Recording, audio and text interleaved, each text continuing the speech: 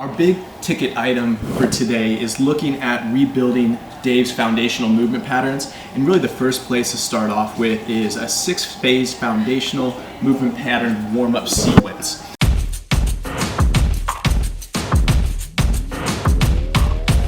Dave is one of these guys that is currently fucked up, and we are going to try to rebuild Dave Tate.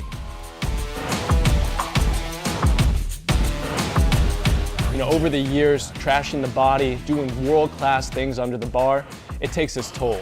Dave's dealing with some big orthopedic issues, and after going through some of his medical history, some of his training history, and his current training status, we have some work to do. That's why I'm here at the elitefts headquarters, and we're going to be spending an entire day assessing, evaluating, and getting a game plan to move Dave Tate forward. So after going through Dave's movement assessment yesterday, getting some subjective history, and then actually watching a training session and moving through some foundational movement patterns in the accessory work yesterday, our big ticket item for today is looking at rebuilding Dave's foundational movement patterns. And really the first place to start off with is a 6-phase foundational movement pattern warm-up sequence. So this 6-phase sequence, soft tissue work, positional stretching, corrective movement, muscle movement activation, foundational movement pattern development, and CNS stimulation, this is going to double up for us. So this is going to be our prehab rehab, but it's also going to be how we prepare to train. So we're going to go through each of these phases with Dave just so he understands kind of the rhyme and reason of this step-by-step approach. So this should only take us 15 minutes to get through. And when you think about 15 minutes divided by 6 movements, that's about 2.5 minutes per phase here. So the days of foam rolling for 45 minutes are fucking over. We're not going to be doing that. I know you didn't do that yesterday, but I know many people fall into that. You know, we're going to be doing specific stretching protocols here. For you, it's going to be more positional activation work that achieves an internal based stretch, not passive based stretching. Corrective movement, we're going to really be breaking this down for a couple corrective movements for your lower body emphasized movements, and then a couple corrective exercises that are going to be around your T-spine, trying to link that with the C-spine and the scap working as a functional unit together. You know, muscle movement activation, this needs to happen after the corrective movement. The only reason to do the next step is because we already made some gains with the first step. So this is kind of like climbing the mountain. We're going to take one step and then another step, and we should be playing off of one another because all of these modalities alone are kind of bullshit. If you're just foam rolling and trying to go into the rack, you're not going to have good results.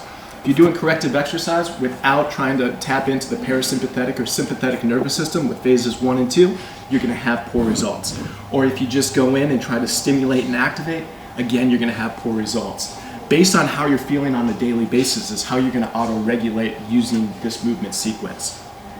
So for your foundational movement patterns, these are the squat, the hinge, the lunge, the push, the pull, the carry.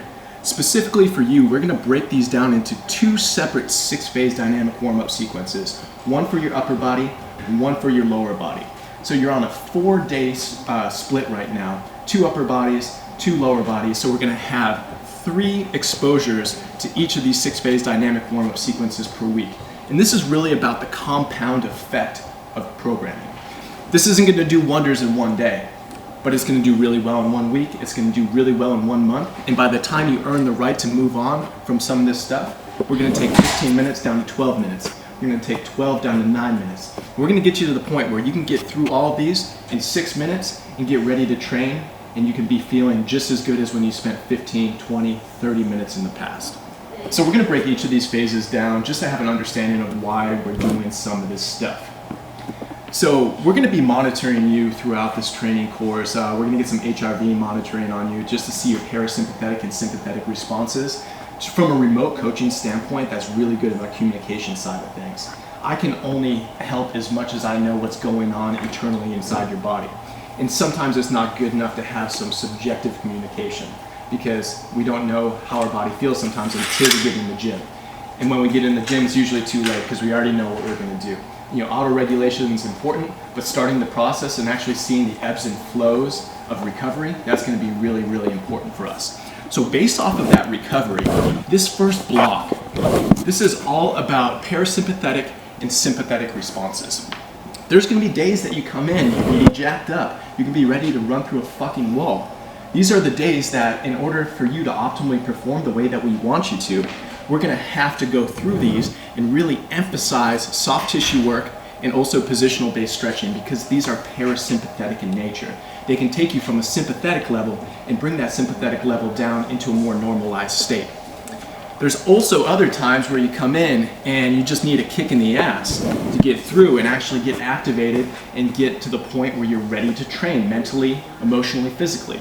This is where we come in super parasympathetic. We need to jack up the sympathetics, and we do that by correcting movements, and we activate on top of movements. So more of an emphasis would be placed on you having more control over volitional movements. You're going through, having a mind-movement connection, worried about movement quality, and you're really de-emphasizing this first block. There's other times where you're feeling like a fucking boss when you walk into the gym. You're perfect. You're not too sympathetic, you're not in a low on the parasympathetic, and those are the times where we're really spending more time worried about the foundational movement pattern development and then stimulating the CNS quickly and effectively. So you think about these 3 different blocks. Though it's going to be the same program for your upper body and then the same program for your lower body 3 times a week, these could all change. We could be spending 4 minutes here and only 1 minute here one day. You'd be spending 4 minutes here and only 1 minute here. It all depends how you're feeling. So this gives you the ability to auto-regulate based off of what you need. In the 6-phase dynamic warm-up sequence, we're using soft tissue modalities here. So I'm thinking about lacrosse balls, thinking about foam rollers, any of your soft tissue tools. We're doing it with a technique called acute trigger point technique. So this is a neurological technique. We're not fucking breaking up scar tissue here. We're not trying to be loosey-goosey. We're not gonna be Gumby. We're trying to get better movement quality by tapping into the CNS response to soft tissue work. So we're using the muscles as a means to get back up here. This is going to be far different than a global foam rolling technique that we would use to spark the mechanical recovery process that we'll be putting in on some of your recovery, your anaerobic days, and your aerobic days. For positional based stretching, I put stretching here in quotation marks because it's truly not a stretch. We're going to be putting you into novel positions, thinking about tall kneeling, half kneeling, quadruped positions. Think about those base foundational developmental positions. These are the positions that I want you to own. And I want you to own it to a point where, based on what you internally contract, the way that you co-contract and the way that you brace your own body, we can elicit a stretch-based response based off how you're moving. So this is different than going back and going, yeah, I can stretch my hamstrings here. Oh, can you do it out of a half kneeling position? And can you brace your core and can you link up your pelvis and your lower extremities to the point where you can get that same response? That's what I'm thinking about with positional based stretching here. So for you, we already know with the hips, we're dealing with a lot of really, really good mobility. So we need to utilize that mobility by having more control. So you almost think about a positional based stretch as sort of a corrective exercise, sort of an activation drill, but just done out of novel positions. For corrective movement, we have those 2 marquee positions and areas of the body that we really want to key in on for you. For the lower body, it's going to be hip activation. For the upper body, it's going to be thoracic spine, thoracic cage, scapular movement, and control. So corrective movements are going to have the goal of opening up an authentic range of motion. Bullshitting a range of motion and just getting further through some of these movements while compensating, that's going to shoot ourselves in the foot. We don't want to do that. We want to lock and load everything. We should already have positional based acuity there. We should lock and load everything and get to the point where we can open up some of the range of motion. So the range of motion opening up is only as good as what we can stabilize. So the next step in this process is, after we open up the range of motion, we need to stabilize around the new range of motion. So if you leave somebody going into the gym loosey-goosey into a brand new range of motion without ever stabilizing, that's a recipe for injury. So by doing this and this after, we're going to be closing something called the motor control gap. Motor control gap is what we reviewed yesterday. The passive minus the active, we want to be within 10%. You know, at the hips, we are at about 50% motor control gap. At the shoulders, we were anywhere from about 20 to 30%, obviously with that big restriction on the right side that closed down passive and active. But really what we're focusing in on here is trying to have as good a range of motion and owning that range of motion by muscularly activating around it. So all this kind of 4 phases, it's kind of fluff. The meaningful work starts at phase 5 here, the foundational movement pattern. This is easy the way that we're going to program it. On your day 1 max effort lower body, you're squatting or you're deadlifting. We're going to match that with a squat and with a deadlift pattern. We worked on it a little bit yesterday, but we used a sumo goblet squat, and we also used an RDL with a single load between the heels. These are movements that we're going to probably put in for your foundational movement pattern. The big thing here is we're not trying to gain a training effect from this. What we're trying to do is 3 to 5 sets of 3 to 5 reps and being mindful every single set on a different cue that you're going to utilize. I want you to have a relationship with the quality of movement here and the control of the movement. For your upper body, we're really going to be focusing here on some low-hanging fruit, which is going to be the closed chain press. So your push-up is going to be something that, from a scapular control standpoint, from a thoracic spine mobility and control standpoint, and linking the core with the 2 upper quadrants, the horizontal push out of that push-up plane, that's going to be something that is going to be one of our marquee indicator lifts. And we got through some of the movement pattern testing yesterday, and we saw that you have some huge possibilities with that. But again, just practicing the skill of good movement there for the upper body, that's really going to be the marquee one that we work on here. The last thing that we're going to be working on is trying to stimulate the CNS before you get in on your big lifts of the day. Usually the way that we do this is adding movement velocity with high velocity based plyometrics. That is not what we're going to be doing for you. But we can stimulate the CNS in many, many different ways. One is maximizing movement velocity, but the other one is trying to enhance the amount of tension in the muscular tissue itself. So what we're going to be doing here is a lot of high tension isometric work. High tension isometric work is really going to be a staple for us here because, again, we do have some contraindications at the hips, we have some restrictions at the shoulder, but this is going to get the same type of CNS response that's going to carry over to have that post-activation potentiation effect that we can get in a more joint-friendly position, both at the upper and the lower body. So this brings us through all 6 phases, and then we're going to talk a little bit about your upper body emphasize 6-phase warm-up, and then your lower body emphasize 6-phase warm-up. All right, so we're going to go over here the upper body emphasize 6-phase dynamic warm-up sequence. Again, we're going to use these same blocks that we just went over, but now we're going to plug and play it into the system. The big emphasis here is the goal being the goal. We already reviewed the number 1 goal for our upper body is to open up the T-spine, re-educate that scap, and get it so it can work better, so it can take the pressure off that right shoulder, and you can utilize the left shoulder a little bit better. So every single thing is going to play off of one another. These are all sequenced together. We're not working on the wrist on one exercise and then the T-spine on another. We're working centrally on the T-spine, and everything that we're going to be doing is for the one single goal of re-educating those upper quadrants to work together into an extended and a better rotated state. So we're going to start off here with our phase 1 soft tissue work. Is going to be the 3-way T-spine foam roll. So we're going to be in 3 different positions with your mid-back on the foam roller. One's going to extend, one's going to flex, and then one's going to be more active using a deep diaphragmatic breath. We're going to go over all these in the gym, and we're going to teach these just so the execution is on point a little bit here. The next one that we're going to go over, because we know that when you get single arm, you get a little bit better movement in terms of your movement quality of opening up that thoracic cage, we're going to be doing something called the active pec stretch into internal and external rotation. So this isn't the old school hanging out on the pec, throwing the humerus into the anterior portion of the joint. What we're going to be doing here is a high tension stretch where you can use some reciprocal inhibition to try to open up even a couple degrees of that range of motion while keeping full control over the shoulder by using your opposite hand and making sure that the palpation point is where you want it to monitor that joint so it doesn't go where we don't want it.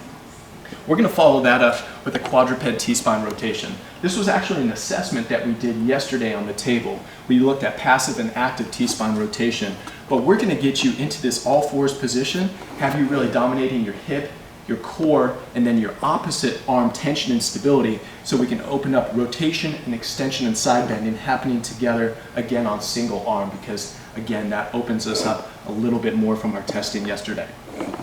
So the band pull-apart is something that I really want to place an emphasis on. I know you've done pull-aparts before, but again, we're coming up with the upper trap, especially on that right side. So using something called the band pull down and apart, we're going to set the lats first, and then we're going to use the upper back to actually come into retraction and downward rotation at the scaps again. So this is a really, really nice technique that we use in order to get people that are more upper trap dominant to actually sit down at the lats so we can use our upper back more effectively. So we'll show exactly how to do that. The 45-degree push-up is going to be our foundational movement pattern that we're going to be focusing in here on. So I want you to use the irradiation effect that you already are really world-class at by squeezing the shit out of dumbbells down on the ground and using that irradiation to come back up chain to stabilize those shoulders a bit better. We're going to be monitoring the range of motion here, but really the emphasis is not going to be placed on the press itself. It's going to be linking the hips to the torso to have a more dynamic component of the upper body. The last one we're going to do here for our CNS stimulation is we're going to do an overcoming isometric press. So we can do this a couple different ways. We can do it in the standing position with asymmetrical stance. We can use it with the ball pressing up against the rack. We're going to find what you can get the best mind-muscle connection with. Because really, mind-muscle connection and building high amounts of tension there, that's the name of the game when we're trying to stimulate that CNS. All right, so using the 6-phase sequence again, this time for the lower body, we're really going to be focusing in on split leg stance movements, ground-based contacts, because again, the goal is to help activate the posterolateral hip group. Right now, we kind of have a neural lock on this group. We're unable to use your inherent mobility that you already have at the hips. I mean, the hip joint, we know that we have prosthetic components in there, so that thing's sliding loosey-goosey. That's good. But the muscular components need to unlock for us to actually use the potential of that hip joint. So we're going to start off here. We found in the Thomas test yesterday that we do need to work on the superficial hip flexor here. So the rectus femoris is a quadriceps muscle. We're going to really be focusing on acute trigger point technique, especially on that midline where you do have that one like stabbing pain. That's the kind of thing that it's spontaneous electrical activity in there. I know it's coming from some of the weather changes, but usually the weather changes, that's what finds the weakest link. And that's what really has some of those biggest trigger points that we want to be working on. So we're going to work on the lateral aspect of this rectus femoris, and we're going to spend only 1 to 2 minutes here, really just putting first things first and trying to get that usable hip extension back, just so we can start to use the glute group, the lateral glute group, and some of the hips a little bit more effectively. Once we get through here, we're going to go through and we're going to follow up that soft tissue work with a half kneeling hip flexor stretch. So this is the position that we were in yesterday. It's going to allow us to again engage the adductors, co-contracting with the glutes in order to restabilize the hips and the pelvis simultaneously. So this is a skill above anything else, and it's something that's going to have a high degree of mind-muscle connection there. So it's going to allow you at 45 seconds at a time to really play with your tension and really optimize that tension before we get into more meaningful movements here. So for your corrective exercise, we're going to get you down again in ground-based contact in the quadruped position with some bird dogs. So again, having your hands, your knees, and your feet in ground contact, that allows us to gain tension off the ground, really to control the pillar complex, the shoulders, the hips, and the core working as a functional unit. And then again, getting some asymmetrical loading, really just trying to tap into the hips linking with the core. We're going to go through and we're going to follow this up by getting into some hip dominant base positions. So the double banded glute bridge is one of my favorite movements that I think will work really, really well for you, because not only are we going to be hip extending, but we're going to have the bands around your knees and then around your waist in order to tap into those secondary and those tertiary actions of the glutes, the external rotation of the hips, the abduction of the hips, and really allowing you to posteriorly pelvic tilt, because again, we were stuck in a little ATP yesterday. We want to normalize that, give you the chance to really optimize that, as we're going to have 3 exposures to this program per week. Yesterday we went over some accessory work after your squats, and we went through the sumo dumbbell squat and also the dumbbell RDL. That is going to stay exactly the same in our foundational movement pattern development here with phase 5. So we're really thinking about 3 to 5 reps, 3 to 5 sets per. We're going to alternate between so you can be mindful of the practice every single time.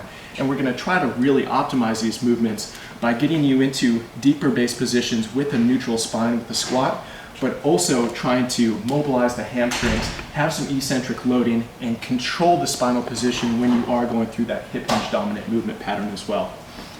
getting you into split squat is going to be the way that we're going to really potentiate the CNS here. So we're going to get in split stance. We're going to do a mid-range, about 45-degree iso hold, and this is going to be maximal voluntary contractions. We're going to go for about 5 to 7 seconds at a time, 2 to 3 sets, and we're really going to prime the entire lower body, linking with the core to really finish off this dynamic warm-up sequence. Essentially, to lay out my program, I don't have upper body, lower body days, but I do. So it's still kind of a West Side type mold. So Tuesday would be max effort squat, Thursday max effort bench, Sunday dynamic squat, Saturday dynamic squat, Sunday dynamic bench. When I lay things out, everything I lay out is based upon 3-week phases for the dynamic work. So that can change based upon what the goals are. The next phase that I'm going to go through is, because anaerobic endurance is an issue, is, this may be 315, 315, 315, 15 sets of 2, 20 sets of 2, 30 sets of 2, it's 60 seconds rest through there. And then from that, it'll go 3, and I will decide what it will be after there based upon how things are progressing. But it could be a strength phase where it will drop down to the 8 sets and it will go into more. This isn't so much working on the explosive strength because it's going to fatigue longer. It's more anaerobic endurance when I'm working out there. The dynamic bench, my bench sucks, so it just kind of weighs based upon the weight, but I always use some type of accommodating resistance because it's easier on my shoulder. It helps with the deceleration. If I don't have that deceleration, my elbows get fucked up. So 99.9% of the time it's chains. Bands are a little bit too much for the shoulder. But with that in mind, if there's segments, this would be the first segment. With the max effort squat work, this is going to change every week.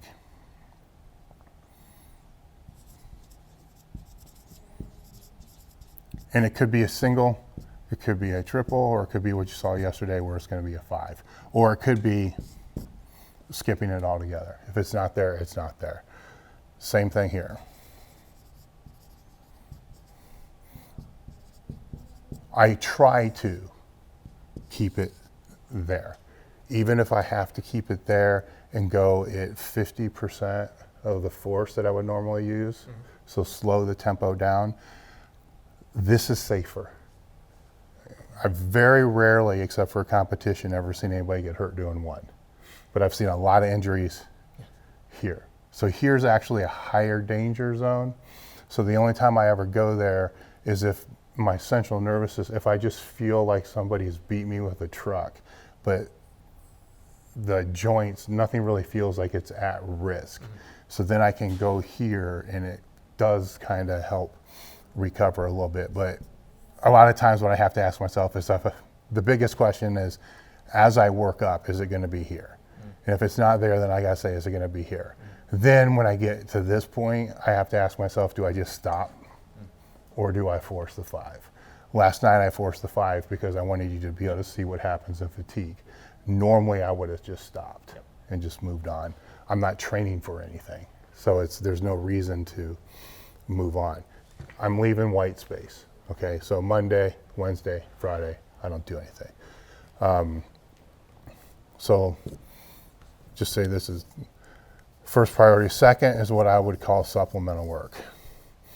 Now the supplemental work is typically trained harder. It's going to be trained in maybe a 5 to 8 rep range. Sets are always TBD, always to be determined. And usually it's going to be something that's going to help build up the chain.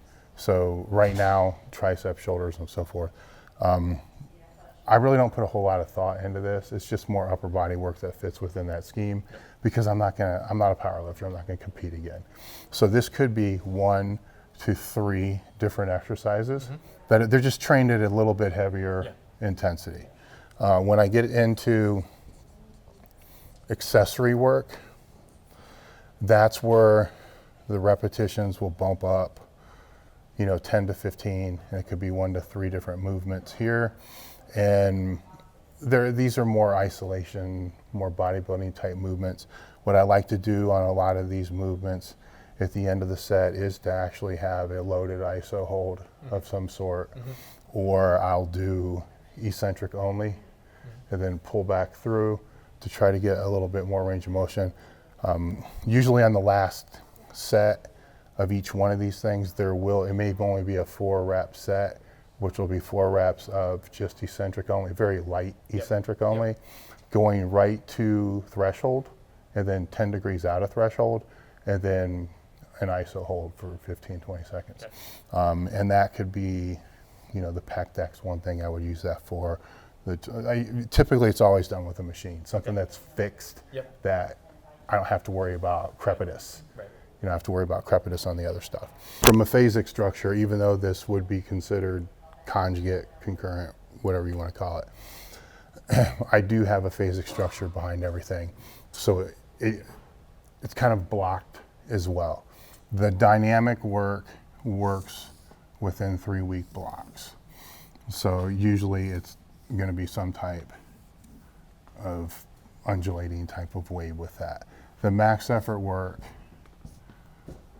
would change in 1-week blocks. So there is no progression of intensity. It's auto-regulated, single, triple, 5, or nothing. The supplemental work kind of works in blocks of, if it's upper body, we got Thursday, Saturday, Thursday. So say I select a movement, it's going to be tricep extensions with fat bells. I want to try to progress at that in one way or another. Reps, sets, weight, or even tempo, a longer time under tension. And I'm going to stick with that until I can't do that anymore. So it could be 3 sessions, where Thursday, Saturday, Thursday. I like to keep it session related because I want to get the most out of the exercise I can, and then get off the exercises I can. If it's just Thursday, Thursday, Thursday, Thursday, then I can use that same exercise for 6 weeks, but I don't feel that I benefit from the value of why I put the exercise in there as strategically than if I ran it out.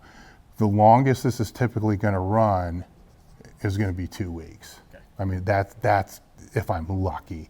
Generally, it's going to change after 2 weeks. I'm going to get almost like a week where you're reintroducing the exercise, you're neurally relearning it, and then you kind of bust your nut here, and going here, you're not going to be able to do it. So I try to switch before I have that stagnation with that. But it depends on if I'm really, really neurally efficient at that movement, I can run it longer, but I won't let it go longer than 4 weeks. Accessory work, that's where you're dealing things with the machine flies and shit. Like I can run that as long. I run it until I get bored. Right. So that could actually run, the whole 6 weeks, because you're dealing at a 10 to 15 rep intensity scale, and there's always things that you can do. Right. You can always drop set, you can always superset, you can always cluster set, you can always do different things. So this is based more on a mental aspect than anything else. What I used to have in there that I don't have anymore, probably why you're here, is I used to have the word that everybody hates, the prehab stuff. And that's where I would put it in there. That would be the hip rehab and all the other kind of stuff. But to be fully transparent, it hasn't been there for a year. All right, so I'm going to leave this with the white space, and then you can kind of talk about where you're going to drop in those pieces, or if any of these pieces are going to have to change, which I'm open for all of that. All right. If there's a structure that I would pick in terms of strength and power training, this would be the structure, because this allows me to do my job really, really effectively, because you see all these white spaces here, you see white spaces up here, and you see white spaces and an X mark here. So really what I want to focus in on first is where we're going to place in that 6-phase dynamic warm-up sequence for you. So we're going to be using, for this max effort squat day, we're going to be doing lower body 6-phase up here. So that's going to happen before we get into our actual training session. We're going to be using this exact same lower body 6 phase, and we're going to be coming over here on the Saturday, lower body 6 phase as well. This is very simple. For the upper body, for your max effort bench day, we're going to be doing upper body 6 phase. And then for your dynamic bench on Sundays, we're going to be doing upper body 6 phase. So I know you just X'd this out, and this usually shouldn't happen at the end of a training program or at the end of a training day. What it needs to be doing is working for us so we can enhance these big marquee indicator lifts. So we're going to be using this 15-minute block on all of these days in order to really prime our movement to perform better when we get into the big lifts themselves. So one block, I'm going to move over here for a second. One block that I'd like to reintroduce that I know you had a lot of success with John Meadows in the past with is with the power primer block that happens before your max effort or your dynamic effort work. So essentially that goes right into here and it goes almost into here. So the power primer is used to really pump the posterior chain stabilizers for the upper back and the upper extremities, but also for the posterior chain, the hamstrings, and the glutes for the lower extremities. So using higher rep ranges, higher ramp-up schemes, more total reps, less rest, more accumulation of blood flow, we're going to be placing on this day of a max effort squat, we're going to be working on primer, hamstrings. That's really going to be a big emphasis for us there. We could easily double up the hamstring work here because I think eccentric loading for your hamstrings is going to be something long-term that we really need to focus in on. But we also have some needs happening at the gluteal complex. Again, our number one thing that we're focusing in here on the 6 phase lower body dynamic warm-up sequence was hip stability. So it'd almost be negligent for us not to go through and use some glute emphasized loaded work here. So we're going to be primer, glute. And really the long-term thing is trying to tie in the glutes with the hamstrings for more of a compound movement in that primer. But just for first things first, we're going to use isolated based movement so you can really enhance mind-muscle connection. You can get a good amount of executional quality done. For your upper body, we're also going to be using power primers here. We're going to be going the same thing. You're benching here, you're benching here. And really we have a huge need of mobilizing the scaps under loading. So we don't necessarily need more mobility at the scaps, we need more dynamic stability. Dynamic stability is moving against load, controlling the scaps on the thoracic cage, and being able to be agile with those scaps. So this happens with a primer here of upper back work, that also happens with a primer here of upper back work. Again, we can move in different variations of upper back work here, but really the biggest thing for us is moving into downward rotation, depression, and retraction, and then reversing that motion and doing that at different degrees. So with these primer movements, that's where we're going to put in before a max effort or before a dynamic effort.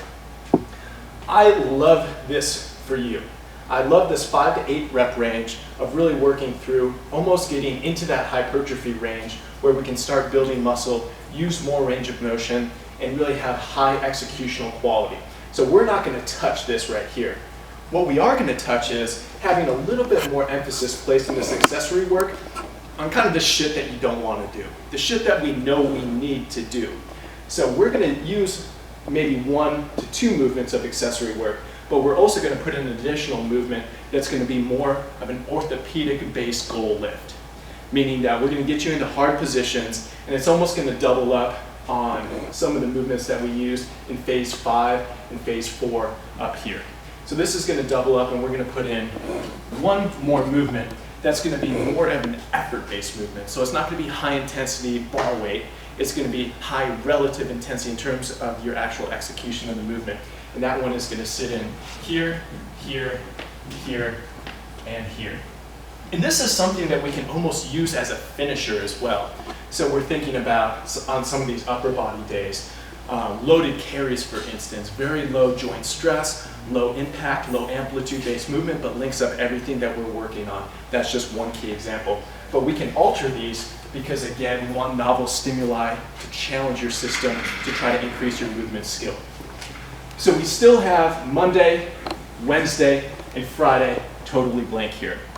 What we're going to end up doing here is we're going to be placing more cardiovascular component-based training in on these 3 days. And we're going to go with a well-rounded structure here. So we're going to be doing anaerobic work. We're going to be doing aerobic work.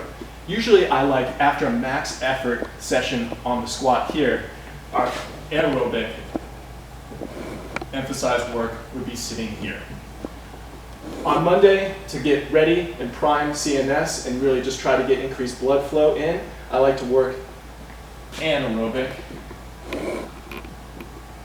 work that comes into here.